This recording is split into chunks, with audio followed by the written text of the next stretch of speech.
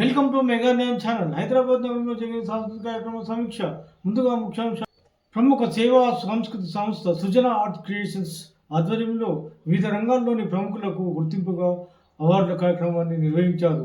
ఈ కార్యక్రమంలో వివిధ రంగాల్లోని ప్రముఖులకు గుర్తింపుగా అవార్డులను అందజేయడమే కాకుండా సభకు ముందు సంగీత నాట్య మహోత్సవాలు ఘనంగా నిర్వహించారు. ఈ కార్యక్రమానికి ముఖ్య అతిథిగా విచ్చేసిన పూర్వ కేంద్ర మంత్రివర్యులు డాక్టర్ సముద్రాల వేణుగోపాల్చారి, పూర్వ చీఫ్ విప్ రుద్రరాజ్ పద్మరాజు కళాకారులను, కళా సంస్థను అభినందించారు. ఈ కార్యక్రమంలో పూర్వ ఉపాధ్యాయులు సత్యనారాయణ, ప్రధాన ఉపాధ్యాయురాలు సముద్రాల శ్రీదేవి తదితరులు పాల్గొన్నారు. సంగీత గురువు శశి పాల్గొన్నారు. కార్యక్రమానికి సంగీత దర్శకుడు ఉదయ్ కుమార్ ముద్గల్ వ్యాఖ్యానాన్ని అందించారు. ఈ కార్యక్రమంలో పేపర్ కాలేజ్ ఆర్టిస్ట్ పొన్న రాజేంద్ర కుమార్, పెంబర్తి చిన్న అనంతాచారి తదితరులు పాల్గొన్నారు.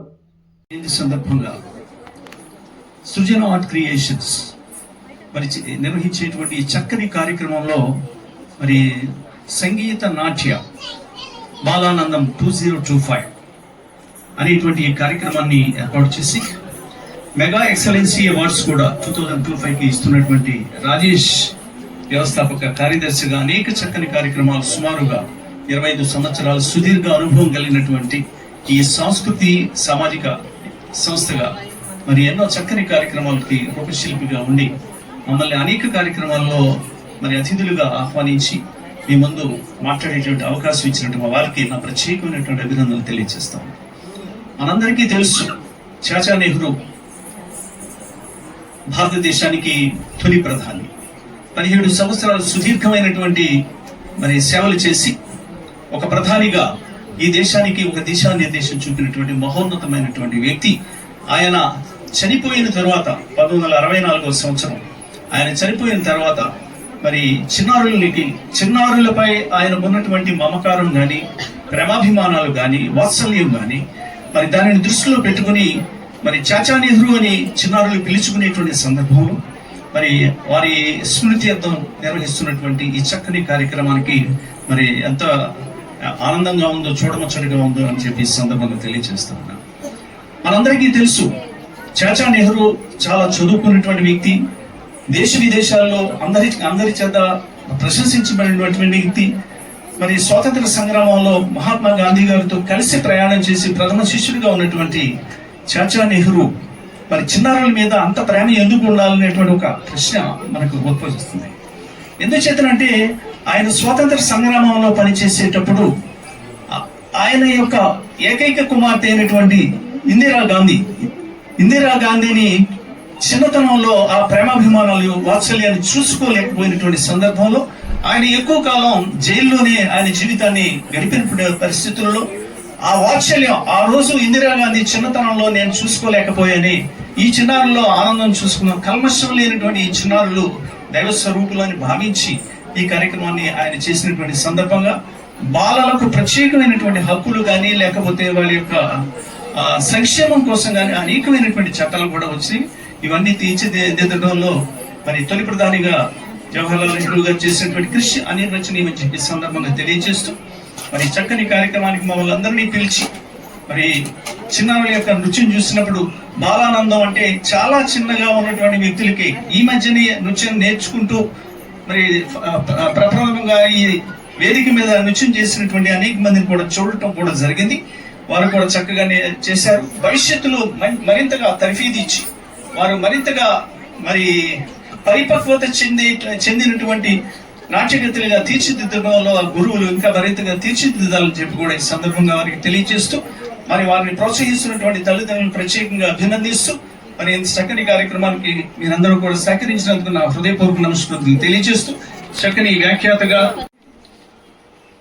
రాజేష్ గారు కార్యదర్శిగా మరి ఉదయ్ కుమార్ యాంకర్గా సృజన ఆర్ట్స్ క్రియేషన్స్ ఆధ్వర్యంలో పండిట్ జవహర్లాల్ నెహ్రూ మరి 14 నవంబర్ డేటును ఈ నెల ఎప్పటివరకైనా సరే ఆయన కార్యక్రమాలు సాగించాలనే ఉద్దేశంతో బాలలకు ఈరోజు సంగీత నాట్య బాలానందం పేరు మీద ఏర్పాటు చేసిన ఈ కార్యక్రమానికి విచ్చేసిన మిత్రులు మరి ఈరోజు ఉమ్మడి రాష్ట్రంలో టీటీడీ బోర్డు సభ్యులుగా, అదేవిధంగా ఫార్మర్ చీఫ్ విప్గా పనిచేసిన రుద్రరాజు పద్మరాజు గారికి, అదేవిధంగా గౌరవేంద్రాలు ప్రముఖ సాహితీవేత్త, కవయిత్రి, ప్రధాన ఉపాధ్యాయునైన సముద్ర శ్రీదేవి గారికి, గౌరవేంద్రాలు శశిశ్రీ కోటి గారికి, మరి ఈరోజు ఈ కార్యక్రమాన్ని ప్రత్యేకంగా వచ్చేసిన మన మెగా ఎక్సలెన్స్ అవార్డీ గౌరవనీయుడు మరి చంద్రపాల్ గారికి, ఈ కార్యక్రమం ప్రత్యేకతతో వచ్చేసిన మిత్రులు బాలనగర్ కార్పొరేటర్ నరేంద్రచారి గారికి, అదేవిధంగా ఈరోజు అవార్డు తీసుకుపోతున్న పెద్దలందరికీ, జగదీష్ గారికి, పాకాల రమాదేవి గారికి, రామలక్ష్మి గారికి, స్వప్న శ్రీమాచారి గారికి, అదేవిధంగా పవన్ గరిమెడ్ల గారికి, సుధా జోషి గారికి, భవానీ గారికి, శ్రీనివాస నారాయణ आप आए नानी आप है ना आपका अवार्ड है बच्ची का अवार्ड है ఓకే. అదేవిధంగా ఈరోజు ఈ కార్యక్రమాల్లో పాల్పంచుకుంటున్న పిల్లలకు పిల్లల తల్లిదండ్రులందరూ కూడా, ఎందుకంటే ఈరోజు ఆదివారం, మళ్ళీ ఆదివారంలో టీవీలు విపరీతమైన సీరియల్స్ ఉంటాయి. ఒక దిక్కు బ్లాక్ అండ్ వైట్లో ఈటీవీ సినిమా ఉంటుంది, ఇంకో పక్క సీరియల్స్ ఉంటాయి బాగా. ఒక బిగ్ బాస్ అని తప్ప అనుకుంటే బిగ్ బాస్ ఉంటుంది, బిగ్ బాస్ ఉంటుందా సాయంత్రం. అదే తర్వాత సీరియల్స్, అత్త కోడలు ఎట్లా పంపాలి, కోడలు చవత కోడలు ఎట్లా పంపాలి, మరి చిన్న కోడలకు ఆమె ఇష్టం ఉంటే పెద్ద కోడలు పంపాలి, ఇవన్నీ సీరియల్స్లో ఉండి వారం వారం పొడిగిస్తున్నమాట. సస్యాజాల అని వేరు, వాడు కెమెరా వాడి మీద పెట్టాడు, దాంతో బ్లడ్ ప్రెషర్, షుగరు, మీకు పక్కలతో మాట్లాడి నిజంగా చస్తా అంటావా, మేము చావదంటావా, కాలు విరుగుతాయని చెప్పి ఆ వారం రోజులు బ్రేక్ ఉంటాయి కనుక వారం రోజులు మీరు పక్కన మాట్లాడు, ఏ ఫోన్ అయినా మాట్లాడు. దాంతో టెన్షన్, మీకు వాడికి టెన్షన్, ప్రొడ్యూసర్ టెన్షన్ ఉంటుంది, యాక్టర్ టెన్షన్ ఉంటుంది. అది నటించేది కూడా నిజంగా అనుకొని ఆ సఫర్ కాక మరి అటువంటి సీల్ చూడకుండా ఈరోజు మంచి కార్యక్రమం వచ్చి మీ పిల్లల్ని ఆశీర్వదించినందుకు పేరు పేరున తల్లిదండ్రులందరూ కూడా అభినందనలు తెలియజేస్తున్నాము. ఎందుకంటే బాల దినోత్సవం పేరు మీద అందరూ బాగలేదు, చాలామంది మంచి పర్ఫామ్ చేశారు. మా సంగీత నాట్య గురువు గౌరవంరాలు ఎవరమ్మా పేరు, మన రమాదేవి గారు పక్క నుంచి సైకిల్ చేస్తాను చూడలే, వీళ్ళు చూస్తున్నారు, వీళ్ళతో వీళ్ళు పడుతున్నారు. అంటే కట్టెన్ ఉంటేనేమో ఉండేది, రెండు బాధ్యత దాంట్లేమో అర్థం ఉంటుంది కనుక కంపల్సరీ చూస్తారు. ఏదేమైనప్పటికీ చాలా మంది పెర్ఫార్మ్ బాగా చేశారు. నిజంగా కూడా తల్లిదండ్రులు ఇటువంటి కార్యక్రమం ఎంకరేజ్ చేస్తాను మీ అందరికీ. ఎందుకంటే ప్రభుత్వము కొందరికి పెర్ఫార్మ్ ఇస్తుంది, కొందరికి అవార్డు ఇస్తుంది, అందరికీ లేదు. కానీ సృజన ఆర్ట్ సంస్థ లాంటి వాళ్ళు మీలో ఉన్న ప్రతిభను గుర్తించి మిమ్మల్ని రిక్వెస్ట్ చేసి నాట్యగురులను ప్రోత్సహించి ఇటువంటి కార్యక్రమం ద్వారా మీ అమ్మాయిలో ఉన్న శక్తి, ఆ శక్తిని బయటకు తీసుకొచ్చే విధంగా ఇటువంటి హాల్లో చేపట్టినందుకు సృజన ఆర్ట్స్ కూడా ధన్యవాదాలు తెలియజేస్తూ, ఖచ్చితంగా తల్లిదండ్రులు ఇంట్లో ఒక అమ్మాయికి కానీ అబ్బాయికి కానీ నేర్పాలి. ఇటు కూచిపూడి కానీ, భరతనాట్యం కానీ, పేర్ని కానీ, ఒగ్గుటోలు కానీ. ఎందుకంటే ఇవన్నీ ఏదో ఆషామాషి కార్యక్రమాలు కావు. అంటారు మీ పేరెంట్స్ అంటారు, మీ అమ్మాయి ఏం చేస్తుందంటే నాట్యం నేర్చుకుంటున్నా అంటే ఒక హేళనగా చూస్తారు. ఎందుకంటే తల్లిదండ్రులకి ఏంటంటే 7th క్లాస్ పాస్ అయినాక 10th క్లాస్ పాస్ అయినాక అర్జెంటుగా మా అమ్మాయిని అబ్బాయి నారాయణలో జాయిన్ కావాలి, చైతన్యం జాయిన్ కావాలి, వేరే కాలేజీ లేనట్టు 1,50,000 కట్టినా సరే అర్జెంట్ ఇంజనీర్ కావాలి, డాక్టర్ కావాలని ఆలోచన కూడా తప్పు లేదు.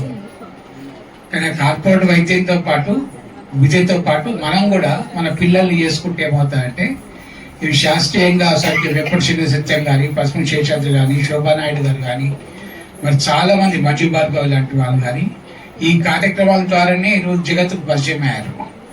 దీనివల్ల ఏంటంటే శాస్త్రీయంగా ప్రూఫ్ అయిన డ్యాన్సులు మీరు చూశారు. పిల్లల్ని ఈ చిన్ముద్ర మొదలు పెడితే పెద్దరేళ్ళ వరకు కూడా డ్యాన్స్ ప్రక్రియ ఉంటుంది.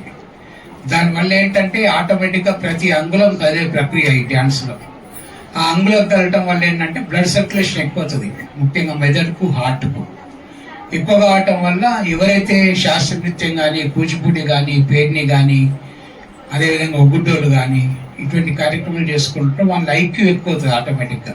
బ్లడ్ సర్క్యులేషన్ వేరులా పోవటం వల్ల, సర్క్యులేషన్ ఎక్కువ అవటం వల్ల నాలెడ్జ్ ఎక్కువ అవుతుంది. మీరు కంపేర్ చేయండి, రేపు పోయినాక మీ డ్యాన్స్ నేర్చుకున్న అమ్మాయి కానీ డ్యాన్స్ నేర్చుకున్న అమ్మాయి కానీ నేర్చుకుంటే మీ అమ్మాయి ఐక్యూ ఎక్కుంటుంది ఆటోమేటిక్గా, చదువులో కాకుండా జనరల్ నాలెడ్జ్లో. రెండోది, ఇప్పుడు ఫోన్లు వాడుతున్నారు నలుగురు పిల్లలు. ఫోన్లలో వాళ్ళు మేకప్ చూసుకుంటున్నారు, మంచిగా ఉందా లేదా అని మేకప్. ఇప్పుడు ఆ ఫోన్లలో రేడియేషన్ వస్తుంది. ఆ డ్యాన్స్ నేర్చిన 20 నిమిషాల్లో ఫోన్ చూడరు. ఎందుకంటే మా ముందర ఇప్పుడు 3 రోజుల తప్ప 4 రోజుల నుంచి ఫోనే నడుస్తుంటుంది. ఆయన కూడా ఫోన్ చేస్తున్నాడు, ఇండియా పాకిస్తాన్తో మొదలైనట్టు. ఫోన్ వల్ల ఏంటంటే మనము మేము మాట్లాడేది తప్పది. మీకు అవార్డు ఇవ్వాలంటే మేము మాట్లాడేది తప్పదు. మేము మాట్లాడేది మీకు అవార్డు ఇస్తే మీరు ఎవరు ఉండరు కనుక మమ్మల్ని ముందు మాట్లాడిస్తారు. మాట్లాడించిన తర్వాత తప్పకుండా నచ్చకుండా మీరు వినాలే కనుక వింటారు. మీరు ఇక మధ్యలో ఎందుకు మాట్లాడదని ఉద్దేశంతో 3 రోజులు వెళ్ళిపెట్టి 4 నుంచి ఫోన్ నడుస్తుంటాయి అర్జెంటుగా. ఇన్స్టాగ్రామ్లు లేకుంటే వాట్సాప్లు, వాళ్ళ ఆన్సర్లు, మీరు లైక్ కొట్టుడు ఇవన్నీ నడుస్తుంటాయి. అవన్నీ అయితే మీ అమ్మాయికి డ్యాన్స్ చేసేటప్పుడు ఇవన్నీ ఉన్నాయి, లైక్లు ఉన్నాయి, ఇన్స్టాగ్రామ్లు ఉన్నాయి. ఆ గంటన్నర ఆన్లైన్లో ఆఫ్లైన్లో కానీ రేడియేషన్ తక్కువ అవుతుంది.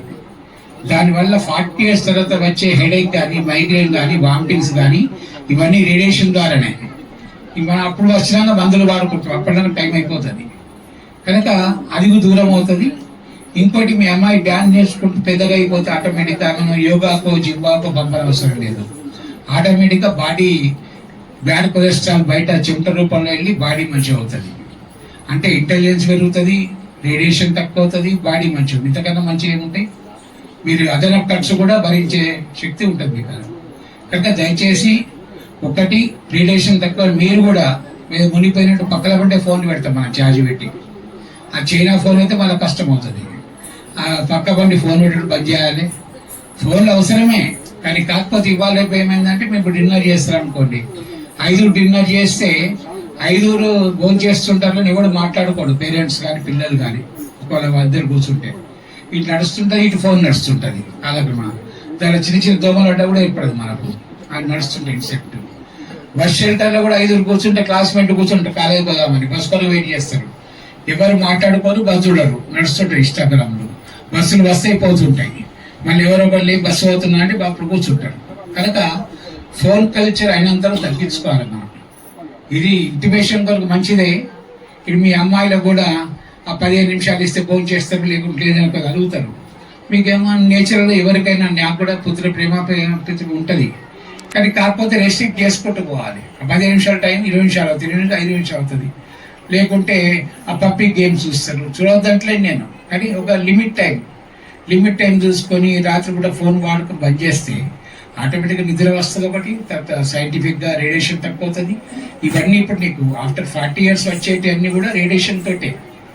మెదడు వాపు కానీ, నీకు డెంగ్యూ ఫీవర్ కానీ, మోకాళ్ళ నొప్పులు కానీ, మోచేతి నొప్పులు కానీ సెల్ఫ్ క్రియేట్. మనం వేరెవడో చేయడు, మనమే చేసి కార్పొరేట్ హాస్పిటల్ డబ్బు పెట్టుడు. మీరు సంపాదించిన బ్యాంకు డబ్బులు కానీ లేదా ఇంకా ఐటీ డబ్బులు కానీ దాన్ని పెట్టుడు. మరి అట్లా అవసరమా మీరు ఆలోచించుకోండి. మీకు పైసలు ఎక్కుంటే మాకు ఎలక్షన్స్ వస్తుంటే ఇవ్వండి మీరు. కానీ దయచేసి రేడియేషన్ వార్డు తగ్గేసుకొని మనం చేస్తూ మంచి కార్యక్రమం. మరి అవార్డు ఇచ్చే కార్యక్రమానికి మంచి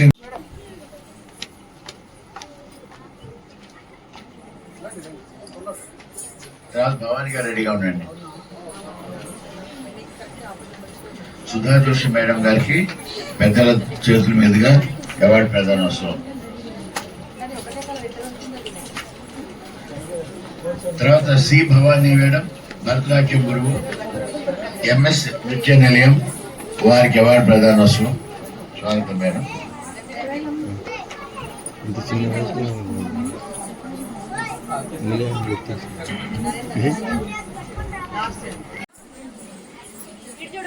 చూడండి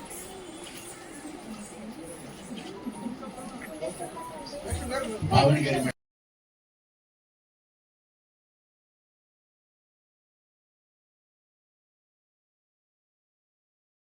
మోక్ష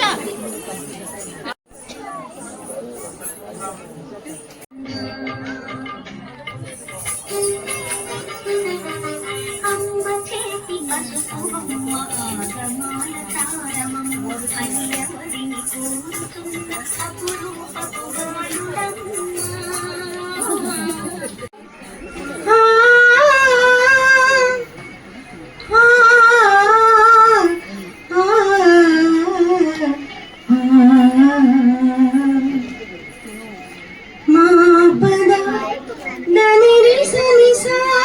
నీ పదామ దప మగ పమగరి సారి సారి సారి అడగకని దొరికిన వరమే జీవితం